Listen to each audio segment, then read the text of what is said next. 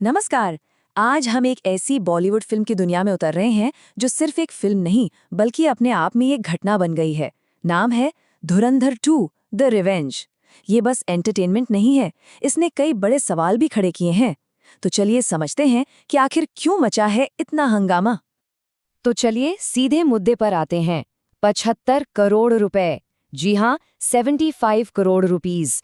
ये कोई छोटा मोटा आंकड़ा नहीं है। ये वो कमाई है जो धुरंधर 2 ने अपनी ऑफिशियल रिलीज से पहले ही कर ली थी, सिर्फ पेड प्रीव्यूज से। तो बस यहीं से अंदाजा लगा लीजिए कि फिल्म को लेकर क्रेज किस लेवल का था। और ये तो बस शुरुआत थी। फिल्म ने आते ही बॉक्स ऑफिस पर मानो सुनामी ला दी। बड़े बड़े रिकॉर्ड्स तोड़ दिए। बाहुबली 2 को पीछे छोड़ते हुए सबसे बड़ी इंडियन ओपनर बन गई। सोचिए, पहले ही दिन दुनिया भर में 240 करोड़ से ज्यादा की कमाई।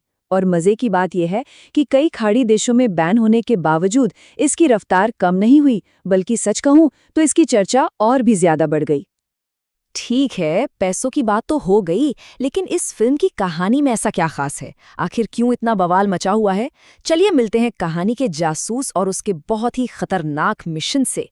तो ये कहानी है जसकीरत सिंह रांगी की। भारत की इंटेलिजेंस ब्यूरो यानी आईबी का एक ऐसा एजेंट जो अपनी पूरी पहचान मिटा देता है और बन जाता है हमजा अली मज़ारी, कराची अंडरवर्ल्ड का सबसे खूंखार गैंगस्टर। मकसद सिर्फ एक, 26/11 हमलों का बदला लेना और आतंक के पूरे नेटवर्क को जड़ से उखाड़ फेंकना। मतलब दांव पर सब कुछ लगाए। अब देखिए, इस खेल में जो खिलाड़ी हैं वो सिर्फ पर्दे पर नहीं हैं, उनकी परछाइयां असल दुनिया में भी दिखती हैं। रणवीर सिंह का जो जासूस है उसका सामना होता है मेजर इकबाल से, और कहा जाता है कि ये किरदार असल आतंकी इलियास कश्मीरी पर आधारित है।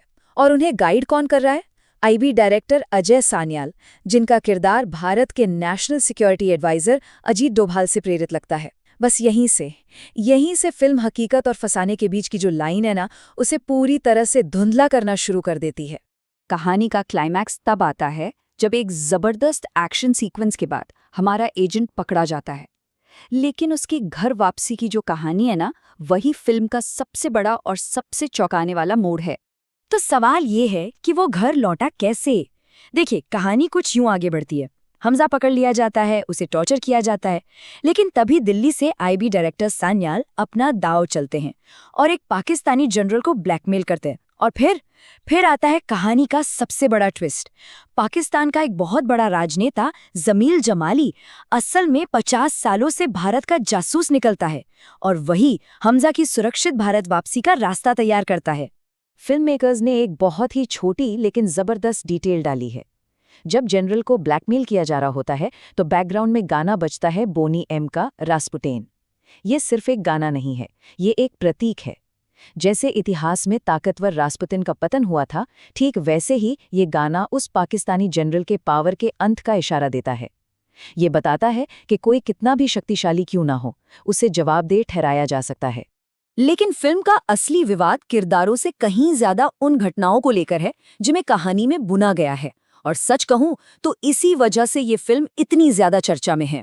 फिल्म शुरू होने से पहले स्क्रीन पर ये डिस्क्लेमर आता है। मेकर्स साफ साफ कहते हैं कि भाई ये फिक्शन है, लेकिन असली घटनाओं का इस्तेमाल करके वो जानबूझकर एक सवाल खड़ा करते हैं, इसमें कितना सच है और कितनी कहानी। फिल्म हाल की असल घटनाओं को सीधे सीधे अपनी कहानी का हिस्सा बनाती है। जैसे 2014 के चुनाव को एक नई और आक्रामक विदेश नीति की शुरुआत के तौर पर दिखाया जाता है। 2016 की नोटबंदी को टेरर फंडिंग पर एक सर्जिकल स्ट्राइक का रंग दिया जाता है। और सबसे चौंकाने वाला, 2023 में गैंगस्टर अतीक अहमद की लाइव टीवी पर हुई हत्या को लगभग फ्रेम टू फ्रेम रिक्रिएट किया गया है। बस कहानी में उसे आईएसआई से जोड़ दिया गया है। और लिस्ट यहीं खत्म नहीं होती। बड़े साहब नाम का एक किरदार है जो साफ तौर पे दाऊद इब्राहिम की तरफ इशारा करता है। पाकिस्तान में अज्ञात लोगों के हाथों आतंकवादियों के मारे जाने की जो खबरें हम सब ने पढ़ी हैं, उन्हें फिल्म में हमजा के मिशन का हिस्सा बना दिया गया है। तो मुद्दा ये है कि फिल्म हमारी असली दुनिया की खबरों और चिंताओं से ही अपनी ताकत खींचती है। और हकीकत और फसाने के इसी मेलजोल की वजह से ये फिल्म सिर्फ एक ब्लॉकबस्टर नहीं रही, बल्कि एक बड़ी बहस का मुद्दा बन गई है। इसने क्रिटिक्स और दर्शकों सबको दो खेमों में बांट दिया है। इस पर जो प्रतिक्रियाएं आई हैं वो काफ़ी बंटी हुई हैं।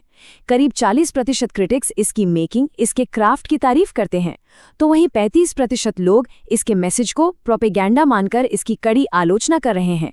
और इन सब के बीच दर्शकों का एक बड़ा हिस्सा इसे खूब पसंद कर रहा है। बहस के दोनों पक्ष बहुत मजबूत हैं। एक तरफ लोग कह रहे हैं कि ये एक जबरदस्त ट्विस्ट से भरी कहानी है जिसमें शानदार एक्टिंग है। वहीं दूसरी तरफ आलोचकों का मानना है कि ये ब्लेटेंट प्रोपेगेंडा है, हाइपर नेशनलिज्म को बढ़ावा देती है और पहली फिल्म से कहीं ज्यादा खोखली है। जैसे हिंदुस्तान टाइम्स की ये समीक्षा फिल्म की जमकर तारीफ करती है। उनका कहना है कि ये एक रोलर कोस्टर थ्रिलर है जिसे रणवीर सिंह की पावरफुल परफॉर्मेंस और फिल्म का दूसरा हाफ और भी बेहतरीन बना देता है। लेकिन फिर दूसरी तरफ द इंडियन एक्सप्रेस का नजरिया बिल्कुल अलग है। उनका कहना है कि फिल्म में जो शोर शराबे वाला राष्ट्रवाद है वो बहुत जल्द अपना असर खो देता है और ये फिल्म एक पॉलिटिकल मैसेजिंग टूल ज्यादा लगती है। तो सवाल फिर वही आकर रुक जाता है, क्या धुरंधर 2 वाकई एक देशभक्ति से भरी थ्रिलर है या फिर ये एक बहुत ही चालाकी से बनाया गया राजनीतिक हथियार है? मनोरंजन और प्रोपेगेंडा, इन दोनों के बीच की वो बारीक सी लकीर आखिर कहाँ खींची जानी चाहिए? शायद इसका जवाब हर किसी को अपने अपने नजरिए से खोजना होगा।